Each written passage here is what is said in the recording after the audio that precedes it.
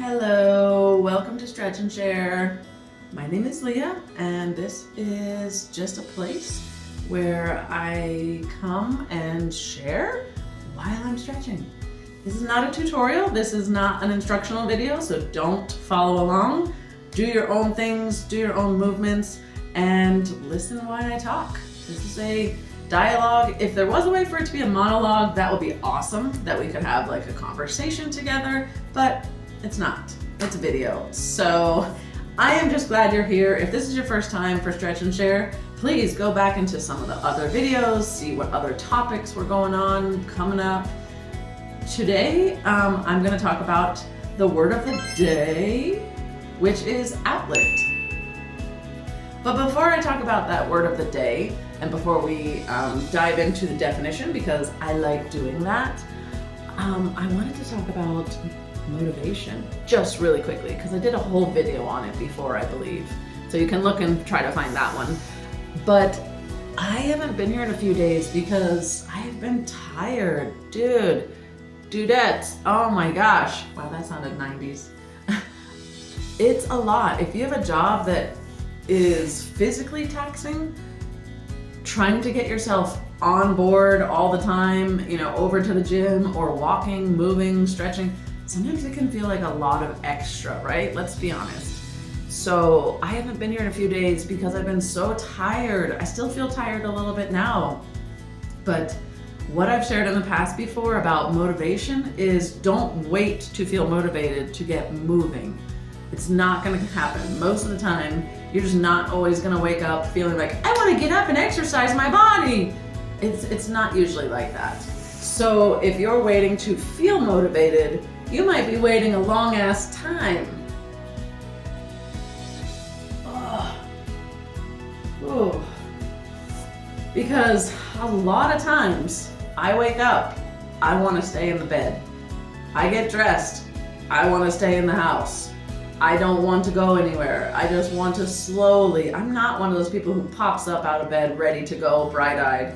Like, I need my space, my time. I'm a turtle in the mornings because I wake up slow. So thinking about throwing in a walk to the gym here and then stretching and then using some of the weights and stuff and the machines, it just doesn't sound very fun sometimes. So don't wait to feel motivated. Understand that motivation is in the movement. It's in the steps to walk here to the gym. It's in the actual actions of lifting the weights. It's in the movement of stretching our bodies. So waiting for a feeling isn't always a reliable way to get yourself on a routine. But like I said, I talked about this in a prior episode. You can go back and look for that. And today I want to talk about outlets because this came up for me recently in my life coaching academy. I'm in school for life coaching for those who are first and new here. I have always been in a field or in some kind of a job that I am mentoring, leading, coaching, counseling. This is the first time I'm actually getting certified and really choosing it just as my business without any other umbrella over me, as far as a ministry or an industry or a government association. Like, I'm just going out on my own and doing this because I love helping people. So much so that I have to actually be careful because I can give away my help, my energy, my heart, and give it away all for free and have people abuse it and trespass my boundaries. So anyways, back to what the word I wanted to focus on today was outlet and having outlets in our life. Today's word of the day is outlet, which there's not a lot on it in the dictionary.com, but I did want to focus on the very first definition, which is an opening or passage by which to let anything out, to vent, to exit. And that's exactly what we're talking about today, is finding those outlets, those vents, those ways to exit things that in our life, finding the best, healthiest outlets. When I am in coaching situations, there are times that there is something that might come up in my life that reminds me of an experience or maybe a triggering moment that I'm like, oh my gosh, I need to jump in here. I need to help them, because if I don't, that this could happen, and I want to help them, maybe do something better than I did because of an experience I had, negative or positive. And it's very hard at moments to not want to jump in. But true coaching that I've experienced and that I love practicing for myself as well as receiving for myself is observing. And most people just want to be heard. They want to be listened to. They just need someone to have that outlet for themselves to be a sounding board, to talk about maybe some things that are frustrating them or confusing them. They're not there as a client typically to get your advice as a coach. They might ask for it here and there, but ultimately what we all have in us is this amazing empowerment and intuition that we are the best decision makers for ourselves. So yeah, a client is coming to us for a place to be seen, to be heard, and supported around what they're working towards, whether that be losing weight, healing from a traumatic, heartbreak or an event, or they just have a goal that they want to reach, but they just need a little bit of extra help and accountability and support to get to that goal, whatever the reasons being for hiring their life coach. They're there for that extra support and accountability, not necessarily for your expertise as a coach. So when moments come up and there's that triggering feeling or that, I gotta tell you this, it's called what we call the advice trap, where I'm always giving advice. I'm getting in that trap where it's like, I'm gonna tell you what to do, I'm gonna tell you what to do. And what we're doing in that moment is saying, what I know is better than what you know as the client who's paying me to be there for your support. And who wants to hear that? Oh, I know better than you. I know more than you. Nobody really wants to hear that, even if they feel that in their heart or their head that maybe they don't know what to do here and they'd love someone to tell them what to do. It still is most and more empowering if they come up with their own solutions than I come up with them. So when I have those moments that I wanna advise or alert someone because it feels like, no, you're heading down a path that, I know how to help, go this way instead of that way. What has really been helping me is, one, I have Stretch and Share. I have this outlet, just like our word of the day. I have this outlet to bring up topics. I have this social media outlet that I can discuss things that are on my heart. I have learned and am still practicing, I don't have it all down perfectly, that there's better outlets out there than my clients and peer coaches' time and space. They have a limited time and space with their life coach, with myself. So it's not fair if I take up their time with my thoughts and my ideas. So what is your outlet? And where do you go to vent, to release, to exit? Because burdening the same people all the time, or even just burdening your own mind and not letting it out somewhere, can be taxing. So some of the places and some of the ways that I have really great outlets that I love, I'd love to share them with you today. So some of those outlets are Stretch and Share. This has been a great outlet for me to have 15, 20 minutes to talk about stuff that's going on with me or people around me or something I've observed and that I would love to share. This is just one, but another one I've done since I was a child is journaling.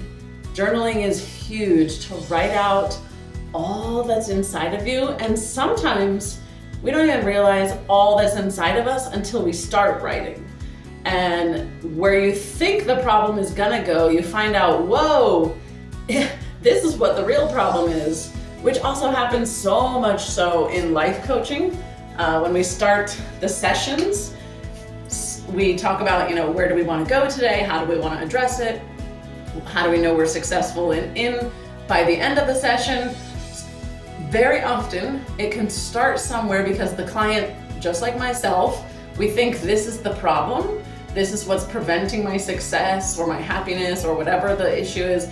And come to find out by, asking good questions and diving into ourselves and deeper answers, we find out maybe sometimes the real issue is over here. So when I'm journaling, this is a huge, huge thing for me, that it's such an outlet. It's such a release. It's a place that I can put it all on paper and walk away afterwards. I'm not keeping it bottled up. Another way that is a great outlet for me, always has been since childhood as well, is getting outside in nature and taking a walk in bare feet, in the grass, in the creek, going for a nice walk and just allowing nature to do a lot of the healing remedies. I just walked in on my husband the other day watching, I think it was PBS channel, and there was a gentleman there who was talking about the benefits of being in nature. And he was talking about how people who go in nature, they need less painkillers. What was some of the other things? Darn it, I should have probably written that down before I tried to share all that, but look it up and see the benefits of being in nature. Also, there's a great documentary, actually a couple of them, but I believe the one I was watching a while ago was called Earthing. And I know that sounds alien and kind of weird, but earthing is you being in your bare feet in the earth. So on the grass, on the rocks, like I said, in the creek. Ooh, the sun's in my eyes. Oh, hold on. This is a good stretch for my side and my hips and my back. Oh. But this documentary is Earthing, and it's all about just getting out there in your bare feet and about how we are a chemical, energetic, vibrational sack of skin, an organic energy sack, maybe is a way to say it. And we have to release built up energy, literal energy. And if you ever taken something out of a dryer and all that static electricity is all over the place, think of that as like built up energy. We end up with that in us. So when you walk on the ground, you're able to release into that ground a lot of that excess that's built up in us. And a lot of times, for myself, that outlet releases tension, anxiety, stress. Just being outside is amazing. Another thing that I learned was that, sitting by water for 20 minutes, that we need that. Like moving water, find some outlet for that, to sit by some moving water and just sit and be still and see what happens, how it comes up for you, like mentally, emotionally, how you feel afterwards. Ooh, let me stretch, hold on. Ooh.